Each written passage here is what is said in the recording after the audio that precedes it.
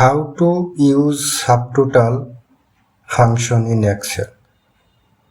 আজকে আমরা যেটা দেখব যে একটি এক্সেল ফরম্যাটে কিভাবে সাবটোটাল ফাংশনটি ইউজ করা হয়। আমরা চলে আসলাম এক্সেল শিটে। আমরা আজকে যেটা দেখব সেটা হচ্ছে সাবটোটাল ফাংশনটি কিভাবে এক্সেল শিটে ব্যবহার করা হয়।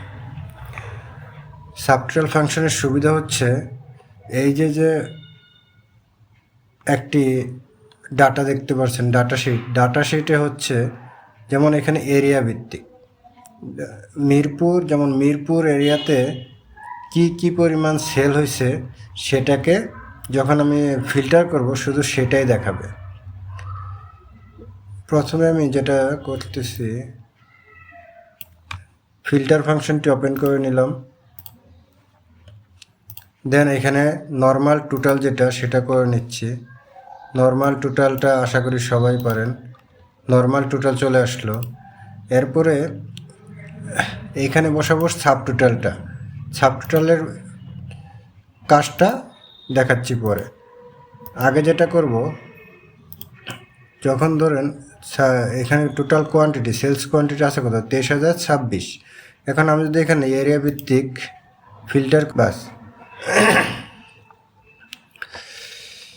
এখন যখন আমি ফিল্টার করব তখন এখানে টোটালটা কিন্তু আসছে 23,000, কিন্তু এই দুটো যোগ করলে কত হচ্ছে 3292 আর 2233 যোগ করলে আসতেছে 5,525 টাকা, 25 কোয়ান্টিটি, কিন্তু এখানে আসছে 23।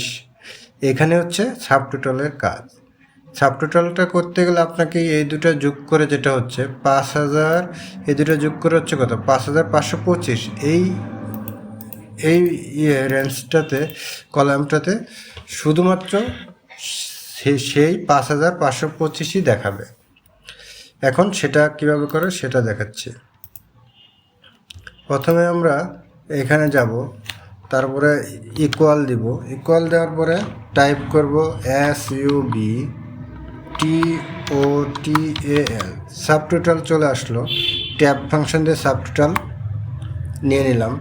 এরপরে আমরা কিবোর্ড থেকে টাইপ করো 109, দেন আমরা কমা দেব। কমা দেওয়ার পরে আমরা কি নিতে যাচ্ছি, রেঞ্জ নিতে যাচ্ছি এইখান থেকে এই পর্যন্ত।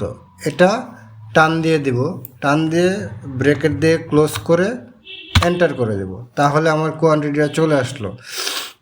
এই রেঞ্জটা এইখানেও টোটালটা টেনে দিচ্ছি, সাবটোটালের ফাংশনটা। ওকে, তাহলে আমাদের সাবটোটালটা এখানে চলে আসলো। এখন যেটা হচ্ছে সাবটোটালের